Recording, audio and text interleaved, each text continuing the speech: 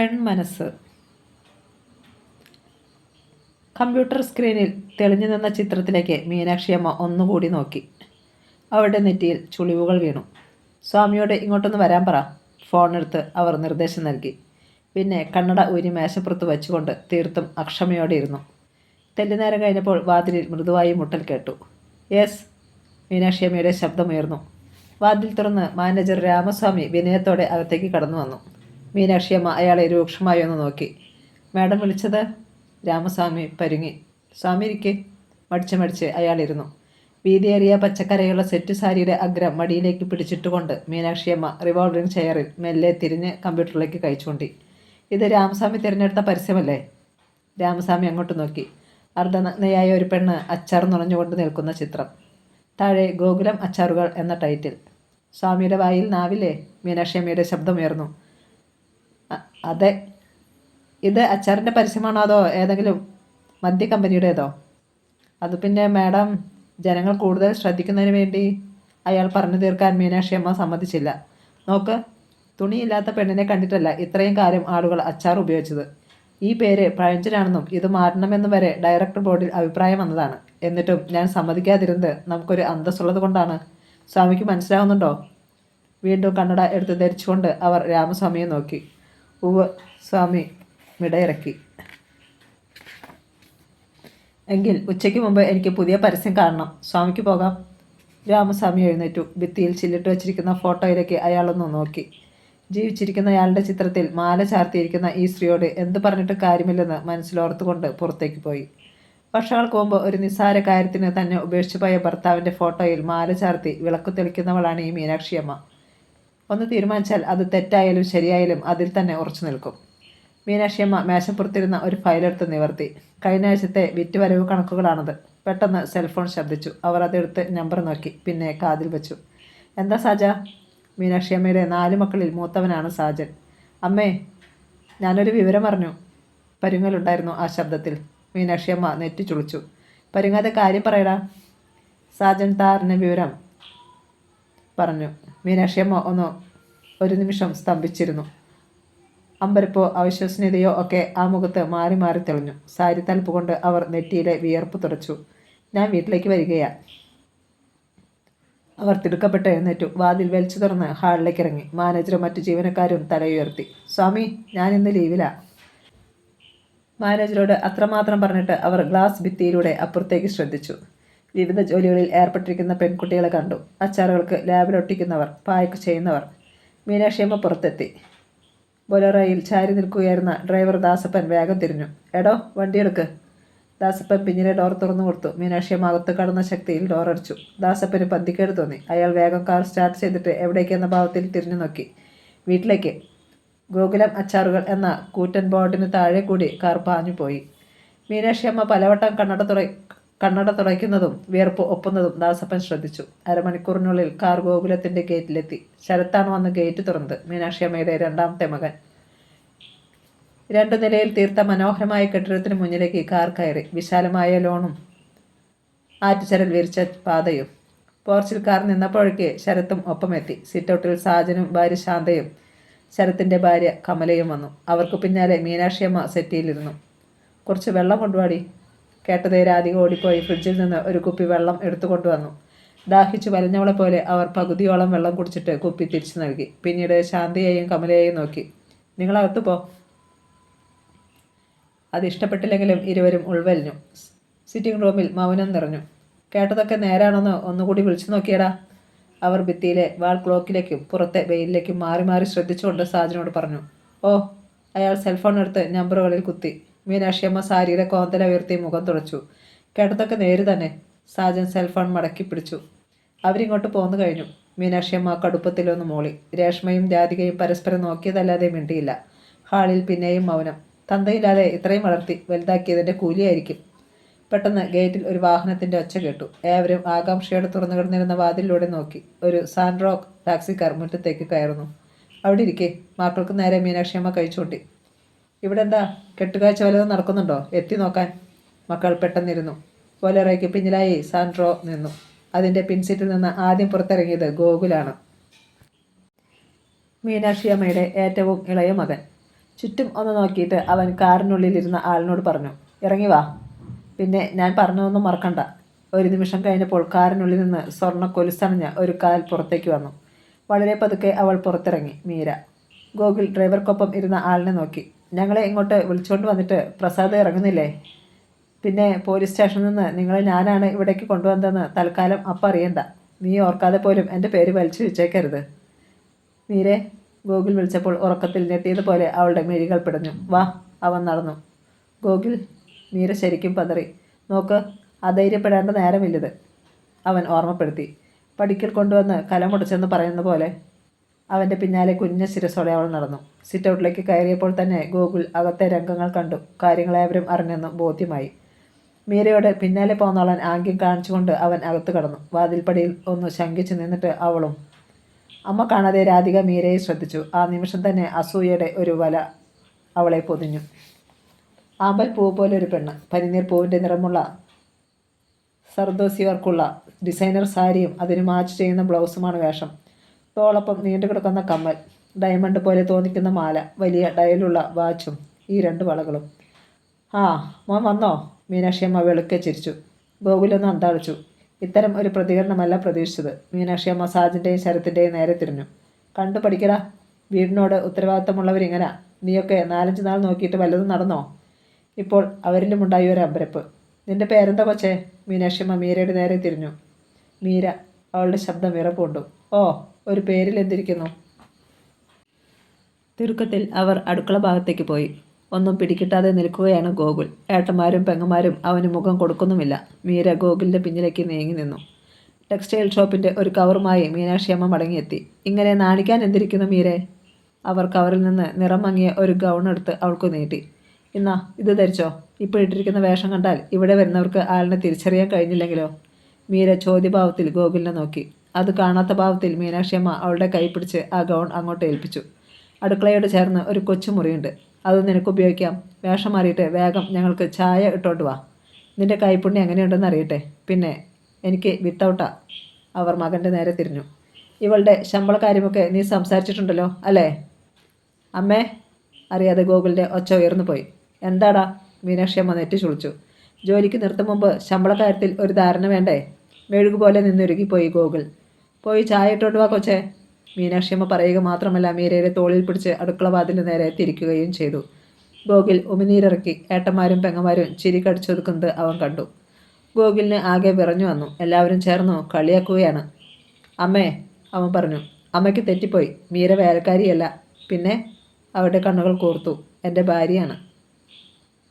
പറഞ്ഞു തീരും മുമ്പ് അവൻ്റെ കവിളത്ത് അടി വീണു. നിന്റെ ഭാര്യയോ? ഞങ്ങളാരും അറിയാത്ത ഒരു ഭാര്യ നിനക്ക് എങ്ങനെ ഉണ്ടായിടാ? അത് പിന്നെ.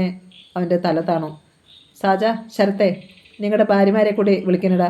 നമ്മുടെ ഗോകുലിൻ്റെ മണവാട്ടിയെ അവരും കൂടി കാണട്ടെ. വാതിലിന് പിന്നിൽ മറഞ്ഞു നിന്നിരുന്ന ശാന്തയും കമലയും ഹാളിലെത്തി. മുഖം നിറഞ്ഞ പുച്ഛത്തോടെ. എൻ്റെ മൂത്ത മരുമക്കൾ കണ്ടല്ലോ, നിങ്ങളുടെ അനുജൻ്റെ ഭാര്യയെ. വേഗം പോയി ആരതി കൊണ്ടുവാ. പൊതുനിരത്തിൽ വെച്ച് നഗ്നയാക്കപ്പെട്ടതുപോലെ നിൽക്കുകയായിരുന്നു മീര. പാവങ്ങൾ വല്ലാതെ ക്ഷീണിച്ചു കാണും. ഹോട്ടലിൽ നിന്ന് റെയ്ഡ് ചെയ്യുക, പോലീസ് സ്റ്റേഷനിൽ കൊണ്ടുപോകുക, പോലീസ് ചെലവിൽ കല്യാണം നടത്തുക, എന്നിട്ട് ഒരു സദ്യ പോലും കഴിക്കാതെ വീട്ടിൽ വന്നപ്പോഴോ? രേഷ്മ പരിഹസിച്ചു. കൊട്ടും കുരവ്യം ആവശ്യത്തിൽ കൂടുതൽ ആർഭോടം ഒക്കെ ഉണ്ടായിരുന്നല്ലോ ചേച്ചിയുടെ കല്യാണത്തിന്. എന്നിട്ടെന്താ പിന്നിങ്ങ് പോന്നത്? ഗോകുൽ ചോദിച്ചപ്പോൾ അടിയേറ്റ പാമ്പിനെ പോലെ രേഷ്മ ഒന്ന് പൊളഞ്ഞു. 3 വർഷം മുമ്പ് രേഷ്മയുടെ വിവാഹം നടന്നതാണ്. എന്നാൽ ഭർത്താവുമായി പിണങ്ങിപ്പിരിഞ്ഞ് അവൾ വീട്ടിൽ വന്ന് നിൽക്കുകയാണിപ്പോൾ. കേട്ടോ അമ്മേ ഇവൻ പറഞ്ഞത്? മീനാക്ഷിയമ്മ തിരിഞ്ഞു. അവളുടെ കാര്യത്തിലൊന്നും നീ ഇടപെടണ്ട. പിന്നെ മറ്റൊന്ന്, മാന്യമര്യാദയ്ക്ക് ജീവിക്കുന്നവരാണ് ഇവിടെ ഉള്ളത്, എന്നെ അനുസരിക്കുന്നവർ. അതിനെതിരായി ആര് നിന്നാലും വച്ച് പൊറുപ്പിക്കില്ല ഞാൻ. പൊന്നുമോനും അതറിയാമല്ലോ. അതുകൊണ്ട് കിട്ടിയെടുത്ത് തന്നെ ഇവളെ കൊണ്ടുവിട്ടേച്ച് വന്നേരെ. ബാക്കിയൊക്കെ വേണമെങ്കിൽ ഞാനങ്ങ് പുറത്തേക്കാം. അവസാന വാചകം പോലെയായിരുന്നു മീനാക്ഷിയമ്മയുടെ ശബ്ദം. നിസ്സഹായതയും സങ്കടവും ഗോകുലിൻ്റെ മുഖത്ത് മാറി മാറി പ്രതിഫലിച്ചു. അങ്ങനെ അങ്ങ് പോകാൻ പറ്റുമോ അമ്മേ? അമ്മയുടെ മോനായി പോയില്ലേ ഞാൻ? എനിക്കുമില്ലേ ഇവിടെ കുറച്ചെങ്കിലും അവകാശം. അമ്മയ്ക്ക് ഇതൊന്നും പറഞ്ഞാൽ മനസ്സിലാകത്തില്ല. അല്ലെങ്കിൽ അമ്മ തന്നെ ഞങ്ങളെ വലിച്ച് പുറത്തിട്. മീനാക്ഷിയമ്മ ഒന്ന് പകച്ചു. മകൻ്റെ വാക്കുകളിൽ കുറ്റപ്പെടുത്തലിൻ്റെ ഒരു ധ്വനിയില്ലേ? ഗോകുൽ ധൈര്യം സംഭരിക്കുന്നത് പോലെ ഒന്ന് നിന്നു. സാജനിലും ശരത്തിലുമൊക്കെ ഒരു ഞെട്ടൽ പ്രകടമായി. ആരെയും ശ്രദ്ധിക്കാതെ ഗോകുൽ പെട്ടെന്ന് മീരയുടെ കരം കവർന്നു. എല്ലാവരും ക്ഷമിക്കണം. തൽക്കാലം എനിക്കിവിടെ ഉപേക്ഷിക്കാൻ കഴിയില്ല. അതുകൊണ്ട് ഞങ്ങളിവിടെ താമസിക്കും, ആരൊക്കെ എതിർത്താലും. അവളുടെ കൈവിടാതെ തന്നെ അവൻ അവളെ തൻ്റെ മുറിയിലേക്ക് കൊണ്ടുപോയി. നിൽക്കട അവിടെ, പിന്നിൽ നിന്ന് മീനാക്ഷി അമ്മ വിളിച്ചു. പക്ഷെ അവൻ നിന്നില്ല. മുറിയിൽ കടന്നതും ശക്തിയിൽ വാതിലടഞ്ഞു. സാജനും ശരത്തും ചാടി എഴുന്നേറ്റു. അമ്മ എന്തെങ്കിലും തീരുമാനിക്കണം. നാട്ടുകാർ മുഴുവൻ അറിയുന്നതിന് മുമ്പ് ഒരു നീക്കുപോക്കുണ്ടാക്കണം. ഞാനും ശരത്തും ദിവസം എത്ര പേരുടെ മുഖത്ത് നോക്കേണ്ടതെന്നറിയാമോ? റിയൽ എസ്റ്റേറ്റ് ബിസിനസ്സാണ് സാജന്. ശരത്തിനാണെങ്കിൽ ചിട്ടി കമ്പനിയും. അവളെ കൊണ്ടുവന്നപ്പം തന്നെ അവനിങ്ങനെയാണെങ്കിൽ ഇനി എന്തായിരിക്കും പുകില്? രേഷ്മ പിറുപിറുത്തു. ഞാനെങ്ങനെ അദ്ദേഹത്തിൻ്റെ വീട്ടുകാരുടെ മുഖത്ത് നോക്കും? രാധികയ്ക്ക് ഭർത്താവിൻ്റെ വീട്ടുകാരെക്കുറിച്ചാണ് ഉത്കണ്ഠ. അവളുടെ ഭർത്താവ് സൗദിയിലാണ്. ലീവിന് വരുമ്പോൾ മാത്രമേ അവൾ ഭർത്തൃഗൃഹത്തിൽ പോകാറുള്ളൂ. ഞാൻ എന്താണ് ചെയ്യേണ്ടത്? തളർന്ന പോലെ മീനാക്ഷി അമ്മ സെറ്റിലേക്ക് വീണു. അമ്മയുടെ ശബ്ദത്തിൽ തോൽവിയുടെ ഒരു ഭാവം മക്കൾ ആദ്യം കേൾക്കുകയായിരുന്നു. വലിച്ചു കളയാതെ തന്നെ ഇറങ്ങിപ്പോയാലോ? പെട്ടെന്നൊരാശയം കിട്ടിയതുപോലെ മീനാക്ഷിയമ്മയുടെ മുഖം തെളിഞ്ഞു. എങ്ങനെ? എല്ലാവരും ആ മുഖത്തേക്ക് നോക്കി. കാണാൻ പോകുന്ന പൂരം പറഞ്ഞു കേൾപ്പിക്കണോ? അപ്പോഴാണ് ശാന്ത തിരക്കിയത്. ഈ മീരയുടെ വീട്ടുകാർക്ക് പ്രശ്നമൊന്നുമില്ലേ? അതൊന്നും ചിന്തിച്ചിട്ട് കാര്യമില്ല. അവളുടെ അച്ഛൻ പറയുന്നത് ആര് കേൾക്കാനാ? പിന്നുള്ളത് 2 അനമ്മയും ആങ്ങളമാരുമല്ലേ? തല തിരിഞ്ഞ ഒരാങ്ങള. ഇവള് പോയാലും വന്നാലും അവർക്കെന്താ? ശരത് പറഞ്ഞു. മതി സംസാരം, നിങ്ങൾക്ക് പോകാം. മീനാക്ഷിയമ്മ ഒച്ച ഉയർത്തി. അനിഷ്ടത്തോടെ ശാന്തയും കമലയും എഴുന്നേറ്റു. ഇനി എന്ത് പറഞ്ഞാലും കാര്യമില്ല. പതുക്കെ മക്കളും എഴുന്നേറ്റ് പോയി. അപ്പോൾ കട്ടിലിൽ മുഖം കുനിച്ചിരുന്ന് ഏങ്ങി കരയുകയായിരുന്നു മീര.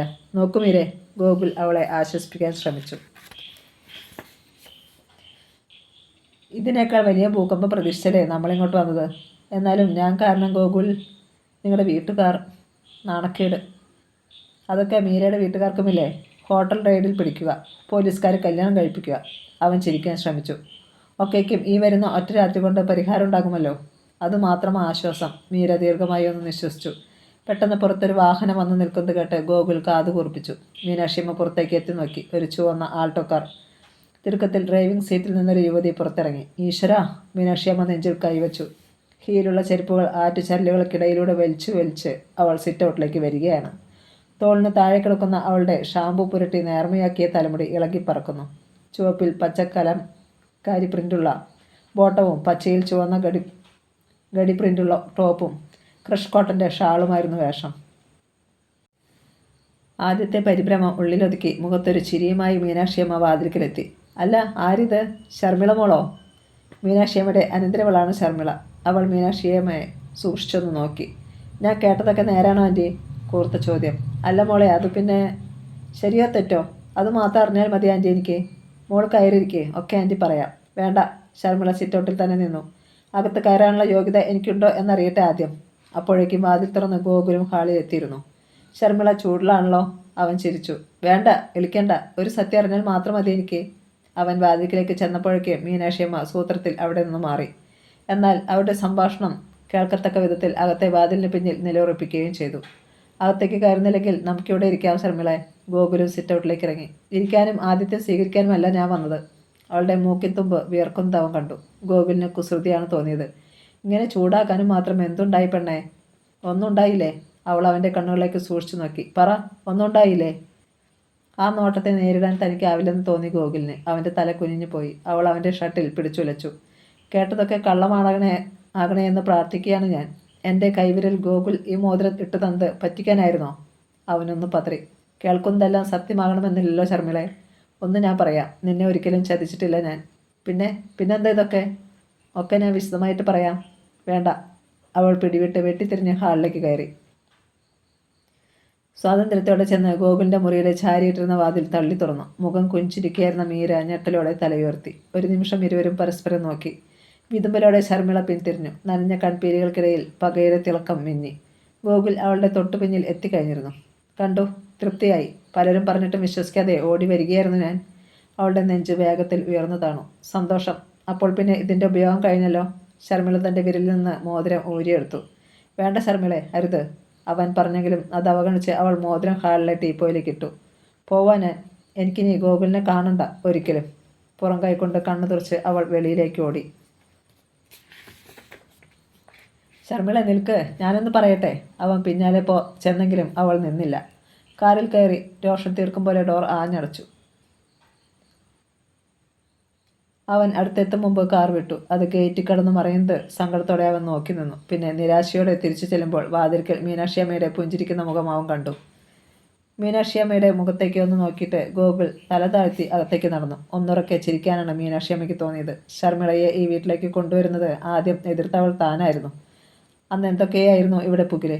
ഇറങ്ങിപ്പോയി കളയും, ചത്തുകളയും എന്നൊക്കെ പറഞ്ഞല്ലേ ഗോകുൽ ബഹളം കൂട്ടിയത്. അവൻ മുറിയിലേക്ക് കയറുന്നത് കണ്ടിട്ട് മീനാക്ഷിയമ്മ പിൻവാങ്ങി. തല കുഞ്ചിരിക്കായിരുന്നു മീര മുഖമുയർത്തി. ഞാൻ കാരണം ശർമിളയും പിണങ്ങിപ്പോയി അല്ലേ ഗോകുൽ? ഏയ്, അവൻ ചിരിക്കാൻ ശ്രമിച്ചു. ഇങ്ങനെ എത്രയോ തവണ ഞങ്ങൾ പിണങ്ങിയിരിക്കുന്നു. പക്ഷെ അതൊന്നും ഇങ്ങനെ ഒരു പെണ്ണിൻ്റെ പേരിലായിരുന്നില്ലെന്ന് ഓർക്കണം. ഗോകുലിൻ്റെ ഉള്ളിൽ ഒരു ഞെട്ടലുണ്ടായി. അമ്മാവിൻ്റെ മകളാണെങ്കിലും ശർമിളമായി തനിക്ക് യാതൊരു അടുപ്പവും ഉണ്ടായിരുന്നില്ല. എന്നാൽ അടുത്തു കഴിഞ്ഞപ്പോഴോ തങ്ങളെപ്പോലെ പരസ്പരം സ്നേഹിക്കുന്നവർ ഈ ലോകത്തേ ഇല്ലെന്ന് തോന്നിയിരുന്നു. ഗോകുൽ, മീരയുടെ ശബ്ദം കേട്ട് അവൻ ഞെട്ടിയതുപോലെ തിരിഞ്ഞു. ഞാൻ ശർമിളയുടെ ഫോണിലൊന്ന് സംസാരിച്ചാലോ? വേണ്ട, നാളെ ഈ നേരത്തിന് മുമ്പ് ഒക്കെ കലങ്ങി തെളിയും. അതോടെ ശർമിള തിരിച്ചു വരും, അവൻ ഉറപ്പിച്ച് പറഞ്ഞുകൊണ്ട് വീണ്ടും പുറത്തേക്ക് നോക്കി നിന്നു. 2 വർഷം കൂടി കഴിഞ്ഞിട്ട് മതി വിവാഹം എന്ന തീരുമാനത്തിലാണ് മോതിരമാറൽ ചടങ്ങ് നടത്തിയത്. തനിക്ക് ജോലി കിട്ടിയ ശേഷം വെഹിക്കിൾ ഇൻസ്പെക്ടർ സെലക്ഷനുള്ള തനിക്ക് 6 മാസത്തിൽ കൂടുതൽ ഇനി കാത്തിരിക്കേണ്ടി വരില്ല. ശർമിള തൻ്റെ വിരലിൽ അണിയിച്ച മോതിരത്തിൽ അവനൊന്ന് തടവി. ഇത് ഏതായാലും ഊരി മാറ്റുന്ന പ്രശ്നമില്ല. ഗോകുൽ, മീര വീണ്ടും വിളിച്ചു. ദേവനെ ഇതുവരെ വിളിക്കാൻ പറ്റിയില്ല, എല്ലാം അറിഞ്ഞിട്ടുണ്ടാവും. ഗോകുൽ മടങ്ങി വന്ന് മേശപ്പുറത്തിരുന്ന സെൽഫോൺ എടുത്ത് നമ്പറിൽ കുത്തി. അപ്പുറത്തെ ബെൽ കേട്ടു. ഗോകുൽ, ദേവൻ പറയുന്നു. കാര്യങ്ങളൊക്കെ ഞാൻ അറിഞ്ഞു. നിങ്ങൾ പ്രസാദിൻ്റെ കൂടെ പോലീസ് സ്റ്റേഷനിൽ നിന്ന് ഇറങ്ങുമ്പോൾ ഞാൻ പരിസരത്തുണ്ടായിരുന്നു. മീരയുടെ ആങ്ങള രാജീവിൻ്റെ ആൾക്കാർ എൻ്റെ പിന്നാലെ ഉണ്ടായിരുന്നുകൊണ്ടാണ് ഞാൻ വെട്ടപ്പെടാതിരുന്നത്. ഇപ്പോഴും അവരുടെ നിരീക്ഷണത്തിലാണ് ഞാൻ. മീര എന്തിയെ? ഇവിടെ ഉണ്ട്, കൊടുക്കാം. ഗോകുൽ ഫോൺ മീരയെ ഏൽപ്പിച്ചിട്ട് ബാത്റൂമിലേക്ക് കയറി. ദേവാ, അവളൊന്ന് തേങ്ങി. കരയല്ലേ മീരെ, പോലീസുകാർ ബലമായിട്ട് അങ്ങനെ ഒരു വിവാഹം നടത്തിയെന്ന് കരുതി നീ എൻ്റേതല്ലാതാവില്ല. നാളെ രാവിലത്തെ ട്രെയിനിൽ തന്നെ നമ്മൾ പോയിരിക്കും. എന്നാലും ബാത്റൂമിൻ്റെ വാതിലിന് നേരെ ഒന്ന് നോക്കിയിട്ട് അവൾ എഴുന്നേറ്റ് ജനാൽക്കലേക്ക് നീങ്ങി. ശബ്ദം താഴ്ത്തി സംസാരിച്ചു. ഗോകുൽ വിശ്വസ്തനാണെങ്കിലും ഒരു രാത്രി ഒരു മുറിയിൽ കഴിയുക എന്ന് പറഞ്ഞാൽ എനിക്ക് മനസ്സിൽ തീയാ ദേവാ. ഏയ്, അങ്ങനെയൊന്നും ചിന്തിക്കല്ലേ പെണ്ണേ. അവൻ്റെ ശബ്ദം ആർദ്രമായി. നിനക്ക് എന്നേക്കാൾ കൂടുതൽ അവനെ വിശ്വസിക്കാം. ആ ശബ്ദം തൻ്റെ മനസ്സിൽ ആശ്വാസത്തിൻ്റെ തൂവലായി തഴുകുന്നത് പോലെ തോന്നി മീരയ്ക്ക്. ബാത്റൂമിൻ്റെ വാതിൽ തുറക്കുന്ന ശബ്ദം. ഫോൺ ഗോകുലിന് കൊടുക്കട്ടെ? കൊടുക്ക്. രാവിലെ നേരത്തെ വരാം. അവൾ ഗോകുലിന് ഫോൺ കൊടുത്തു. പറഞ്ഞോ ദേവാ. അവൻ ഫോൺ കാതിലടുപ്പിച്ചു. ഗോകുൽ, ദേവൻ വിളിച്ചു. ആരോ ഇടയ്ക്ക് നിന്ന് നമ്മളെ ചതിച്ചിട്ടുണ്ട്. നമ്മുടെ കൂട്ടത്തിൽ തന്നെയുള്ള ആരോ. അല്ലെങ്കിൽ പോലീസ് ആ നേരത്തെ ഒരു റെയ്ഡ് നടത്തുകയോ തിടുക്കത്തിൽ ഇങ്ങനെ ഒരു വിവാഹം നടത്തുകയോ ചെയ്യുമായിരുന്നില്ല.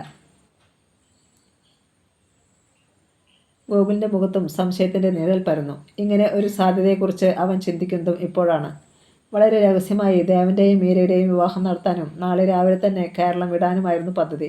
അതിനുവേണ്ടിയാണ് ഹോട്ടലിൽ മുറിയെടുത്തത്. രജിസ്ട്രാർ അവിടെ വരും, വിവാഹം നടത്തും, മീര വീട്ടിലേക്ക് മടങ്ങും, പിറ്റേന്ന് രാവിലെ മുങ്ങും. അതായിരുന്നു തീരുമാനം. മീരയുടെ ആങ്ങള രാജീവനും മറ്റും യാതൊരു സൂചനയും കിട്ടാതിരിക്കാനാണ് ദേവൻ നേരത്തെ എത്താതിരുന്നത്. എന്നിട്ടും ഒക്കെ തകിടം മറിഞ്ഞു. തങ്ങൾ 4 പേർക്ക് മാത്രം അറിയാവുന്ന പ്ലാൻ പൊളിച്ചതാരാണ്? ഓരോ മുഖവും ഗോകുലിൻ്റെ മനസ്സിൽ മാറി മാറി തെളിഞ്ഞു. സത്യം അറിഞ്ഞേ പറ്റൂ. ഗോകുൽ വേഷം മാറി. ഞാനൊന്ന് പുറത്തു പോയിട്ട് വരാം മീരെ. ഞാൻ ഒറ്റയ്ക്ക് ഇവിടെ. അവൾക്ക് ഭയം തോന്നി. നീ വാതിലിന് കൊടുത്തിട്ടോ, ഞാനല്ലാതെ ആര് വന്ന് വിളിച്ചാലും തുറക്കണ്ട. അവൾ തലയാട്ടി. ബൈക്കിൻ്റെ താക്കോലും എടുത്ത് പോർച്ചിലെത്തി അവൻ തൻ്റെ സ്പ്ലെൻഡറിൽ കയറി. എങ്ങോട്ടാണ് എത്ര തിടുക്കത്തിലെ? ചോദ്യം കേട്ട് അവൻ തിരിഞ്ഞു നോക്കി. തൊട്ടരികിൽ മീനാക്ഷിയമ്മ. അവർ കൈനീട്ടി ബൈക്കിൻ്റെ കീ ഊരിയെടുത്തു. ഇത് ഞാൻ പണം കൊടുത്തു വാങ്ങിയ ബൈക്കാ, എന്നെ അനുസരിക്കാത്തവർക്ക് ഉപയോഗിക്കാനുള്ളതല്ല. ഗോകുലിൻ്റെ മുഖം ചുവന്നു. അമ്മേ, ചുമ്മാ വിറപ്പിക്കാതെടാ. അവൻ മറുപടി പറയാൻ ഭാവിക്കുമ്പോഴേക്കും പോക്കറ്റിൽ കിടന്നിരുന്ന ഫോൺ ശബ്ദിച്ചു. ഗോകുൽ അതെടുത്ത് നമ്പർ ശ്രദ്ധിക്കുമ്പോഴേക്കും പരുന്ത് കോഴിക്കുഞ്ഞിനെ റാഞ്ച് പോലെ മീനാക്ഷിയമ്മ അതും തട്ടിപ്പറിച്ച് ഓഫ് ചെയ്തു. ഞാൻ അധ്വാനിച്ചുണ്ടാക്കിയ കാശ് കൊണ്ടാണ് ഇതും വാങ്ങിയത്. ഗോകുൽ സ്തബ്ധനായി. സ്വന്തമായി തീരുമാനങ്ങൾ എടുക്കാനും ജീവിക്കാനും തീരുമാനിച്ചവനാണ് നീ. ആ നിനക്ക് മറ്റൊരാളുടെ ഔദാര്യത്തിൻ്റെ ആവശ്യമില്ല. മീനാക്ഷിയമ്മ വെട്ടിത്തിരിഞ്ഞ് നടന്നു കഴിഞ്ഞു. സങ്കടത്തോടും ദേഷ്യത്തോടും അവൻ ബൈക്കിൻ്റെ ടാങ്കിൽ ആഞ്ഞടിച്ചു. അറിയാതെ കണ്ണിൽ നനവ് പടർന്നു പോയിരുന്നു. കൂടെ ഉണ്ടായിരുന്നവരെല്ലാം പെട്ടെന്ന് പിൻവലിഞ്ഞിരിക്കുന്നു. ഗോകുൽ നിരാശയോടെ മുറിയിലേക്ക് തിരിച്ചു നടന്നു. ഉച്ചവെയിലൊന്ന് അടങ്ങിയപ്പോൾ മീനാക്ഷിയമ്മ വേഷം മാറി കാറിനടുത്തെത്തി. ബ്രൗൺ ബോർഡറുള്ള സെറ്റ് സാരിയും ബ്ലൗസുമാണ് വേഷം. ദാസപ്പൻ ഓടിയെത്തുമ്പോഴേക്കും അവർ കാറിൽ കടന്നിരുന്ന് കഴിഞ്ഞിരുന്നു. കമ്പനിയിലേക്കാണോ മാഡം? അല്ല, അനിരുദ്ധൻ്റെ വീട്ടിലേക്ക്. ദാസപ്പൻ കാർ വിട്ടു. ഇരുവശത്തും പാടം. നടുവിൽ മണ്ണിട്ടുയർത്തിയ ടാർ റോഡിലൂടെ കാർ ഓടിക്കൊണ്ടിരുന്നു. ഗൂഢമായ ചിന്തയിൽ അമർന്ന പോലെ മീനാക്ഷിയമ്മ പുറത്തേക്ക് നോക്കിയിരുന്നു. വർഷങ്ങൾക്ക് ശേഷമാണ് അനിരുദ്ധൻ്റെ വീട്ടിലേക്കുള്ള ഈ യാത്ര. അവർ ഓർത്തു. ഏറ്റവും അവസാനം പോയത് തൻ്റെ ഭർത്താവുമായി വേർപിരിയാനുള്ള തീരുമാനം എടുത്തതിന് ശേഷമാണ്. രാജേട്ടൻ്റെ ഒപ്പം നടന്നിട്ട് എല്ലാ കൊള്ളരുതായ്മകൾക്കും കൂട്ടുനിന്ന അനിരുദ്ധൻ മറ്റൊരു സ്ത്രീയുമായി ബന്ധം കൂടുവാൻ വരെ. തന്നെ വിവാഹം ചെയ്തതിന് മുമ്പ് തന്നെ ഗോകുലം അച്ചാർ തുടങ്ങിക്കഴിഞ്ഞിരുന്നു. രാജേട്ടൻ്റെയും അനിരുദ്ധൻ്റെയും തുല്യ പങ്കാളിത്തത്തോടെ. എന്നിട്ട് സ്വന്തം ബന്ധത്തിൽപ്പെട്ട ഒരു പെണ്ണുമായി രാജേട്ടൻ അടുക്കുന്നത് കണ്ടപ്പോൾ കണ്ണടച്ച് പ്രോത്സാഹിപ്പിച്ചു. അതെങ്ങനെ അനിരുദ്ധൻ ചെയ്യാതിരിക്കും? മീരയുടെ അമ്മയെ വിവാഹം ചെയ്യുന്നതിന് മുമ്പ് തന്നെ അയാൾക്ക് ഒരു രഹസ്യഭാര്യയും മകനും ഉണ്ടായിരുന്നല്ലോ. മീനാക്ഷിയമ്മ ദീർഘമായി ഒന്ന് നിശ്വസിച്ചു. രാജേട്ടനുമായി ബന്ധം വേർപിരിഞ്ഞതോടെ അനിരുദ്ധനുമായി താൻ പാർട്ട്ണർഷിപ്പ് വേണ്ടെന്ന് വയ്ക്കുകയും ചെയ്തു. കേസ് പറഞ്ഞാണ് ഗോകുലം എന്ന പേര് തനിക്ക് തന്നെ ലഭിച്ചത്. അതോടെ അയാൾക്ക് കൂടുതൽ പകയായി. പുതിയ അച്ചാർ കമ്പനി തുടങ്ങി. പിന്നെ ഭാര്യയുടെ മരണത്തോടെ രംഗത്തെത്തിയ രഹസ്യ ഭാര്യയും മകനുമായി ചേർന്ന് തൻ്റെ കമ്പനിക്ക് പാരവയ്പായി. ഒക്കെ അറിഞ്ഞിട്ടും താൻ ഒരക്ഷരം പോലും ചോദിച്ചിട്ടില്ല. ഇപ്പോൾ ഇതാ അവസാനത്തെ അടവുമായി മകളെ രംഗത്തിറക്കിയിരിക്കുന്നു. പക്ഷേ ഇതിൽ അനിരുദ്ധൻ്റെ കൈ പൊള്ളും തീർച്ച. മീനാക്ഷിയമ്മ സ്വയം ഒന്ന് ചിരിച്ചു. ദാസപ്പൻ റിയവ് മീറ്ററിലൂടെ അത് കാണുന്നുണ്ടായിരുന്നു. അതിനിടെ കാർ ഒരു ഗട്ടറിൽ ചാടി. മീനാക്ഷിയമ്മ ചിന്തയിൽ നിന്നുണർന്നു. കാറിൻ്റെ വേഗത കുറഞ്ഞിരിക്കുന്നു. ഇടതുഭാഗത്ത് പാടത്തോട് ചേർന്ന് കല്ല് കെട്ടിയ ഒരു കുളം. അതിൻ്റെ കരയിൽ നിന്നിരുന്ന കൂവളത്തിലേക്ക് പടർന്ന് ചുറ്റിക്കിടക്കുന്ന ബോഗൺവില്ലയിൽ നിറയെ പൂക്കൾ. അത് കഴിഞ്ഞാൽ ചായം പൂശിയ മതിലും ഗേറ്റുമാണ്. ഗേറ്റിന് പുറത്തുകൂടി വീടിൻ്റെ മേൽക്കൂര കണ്ടു. ഗേറ്റിന് മുന്നിൽ ദാസപ്പൻ കാർ നിർത്തി. മീനാക്ഷിയമ്മ ഇറങ്ങി ഗേറ്റിൻ്റെ ചെറിയ കള്ളി തുറന്ന് അകത്തേക്ക് കാൽവെച്ചു. മുന്നിൽ പഴയതെങ്കിലും വൃത്തിയായി സൂക്ഷിക്കുന്ന നാലുകെട്ട്. നീളൻ വരാന്തയിൽ ചൂരൽ മഴഞ്ഞ മറയാണ്. അവിടെ നിന്ന് ഉച്ചത്തിൽ സ്ത്രീശബ്ദം കേട്ടപ്പോൾ മീനാക്ഷിയമ്മയുടെ നെറ്റി ചുളിഞ്ഞു. ദേ, ഞാനൊന്ന് പറഞ്ഞേക്കാം. പുകഞ്ഞു കൊള്ളി പുറത്ത്. ഇവിടെ അവളെ ഇങ്ങോട്ട് വിളിച്ചു കൊണ്ടുവരാൻ പറ്റത്തില്ല. മറ്റുള്ളവർക്കുമുണ്ട് അഭിമാനം. ബാമ, ഞാൻ പറയുന്നത് കൂടി ഒന്ന് കേൾക്ക്. പരാജിതനായ പുരുഷൻ്റെ ശബ്ദം. ഒന്നും പറയണ്ട. അവളെ കാണാനോ എഴുന്നള്ളിച്ചു കൊണ്ടുവരാനോ സമ്മതിക്കത്തില്ല ഞാൻ. അതല്ലെങ്കിൽ മകളുടെ പിന്നാലെ നിങ്ങളും അവിടെ പോയി പുറത്തോ. മീനാക്ഷിയമ്മ വരാന്തയ്ക്ക് താഴത്തെത്തിയിരിക്കുന്നു. ബാമ തിരിഞ്ഞു നോക്കിയത് അവരുടെ മുഖത്തേക്കാണ്. ആരോ വായ് പൊത്തിയതുപോലെ അവരുടെ സംസാരം മുറിഞ്ഞു. നിസ്സഹായനായി ചാരുകസരയിൽ ഇരിക്കുകയായിരുന്നു അനിരുദ്ധനും. മീനാക്ഷിയമ്മയെ കണ്ട് വിളറി. എന്താ നിങ്ങളെതിരെ ഇങ്ങോട്ട് വന്നത്? ബാമ കൈ ചൂണ്ടിക്കൊണ്ട് മീനാക്ഷിയമ്മയുടെ നേരെ വന്നു. ബാമേ വിളിച്ചുകൊണ്ട് അനിരുദ്ധനും എഴുന്നേറ്റു. ഇക്കാര്യത്തിൽ നിങ്ങൾ ഇടപെടണ്ട, ഭർത്താവിനോട് പറഞ്ഞിട്ട് ബാമ പോരു കോഴിയെപ്പോലെ മീനാക്ഷിയമ്മയുടെ നേരെ തിരിഞ്ഞു. അവരും ബാമയെ ശ്രദ്ധിക്കുകയായിരുന്നു. നേരത്തേതിനേക്കാൾ തടി വെച്ചിട്ടുണ്ട്. വേഷത്തിലുമുണ്ട് കൂടുതൽ പ്രൗഢി. വില കൂടിയ ഷിഫോണിൻ്റെ സാരിയാണ്. നീലയിൽ ചെറിയ റോസാപ്പൂക്കളുള്ളത്. കഴുത്തിലും കയ്യിലും നിറയെ ആഭരണങ്ങൾ. ഞാൻ വന്നത്, മീനാക്ഷിയമ്മ ചുണ്ടനക്കി, ഒരു കാര്യം നേരിട്ട് പറയാൻ. ഫോൺ ചെയ്താൽ നിങ്ങൾ അറ്റൻഡ് ചെയ്തില്ലെങ്കിലോ? ബാമയുടെ മുഖത്തേക്ക് രക്തം ഇരച്ചു കയറുകയാണ്. മീനാക്ഷിയമ്മ അത് കാര്യമാക്കാതെ തുടർന്നു. മീരയിലൂടെ എന്നെ തോൽപ്പിക്കാമെന്ന് ആരും കരുതണ്ട. അവളെ നിങ്ങൾക്ക് വേണമെങ്കിൽ ഇന്ന് പകൽ അസ്തമിക്കുന്നതിന് മുമ്പ് തിരിച്ചു കൊണ്ടുപോകുന്നിരിക്കണം. അല്ലെങ്കിൽ നീ എന്തു ചെയ്യും? ബാമ ചീറി.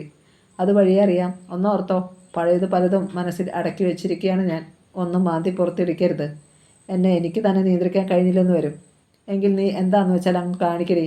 ബാമയ്ക്ക് അവരുടെ മുഖത്തൊന്ന് പൊട്ടിച്ചാൽ കൊള്ളാമെന്ന് തോന്നി. പക്ഷേ മീനാക്ഷിയമ്മ വെട്ടിത്തിരിഞ്ഞ് നടന്നു കഴിഞ്ഞിരുന്നു. പിന്നിൽ ബാമ കാറി തുപ്പുന്നത് കേട്ടു. ദാസപ്പൻ കാർ തിരിച്ചിട്ടിരുന്നു. അവർ അതിൽ കയറി. കാർ മുന്നോട്ട് നീങ്ങിയതും എതിരെ വന്ന ഒരു ബുള്ളറ്റ് ബൈക്ക് ഗേറ്റ് കടന്ന് മുറ്റത്തെത്തി.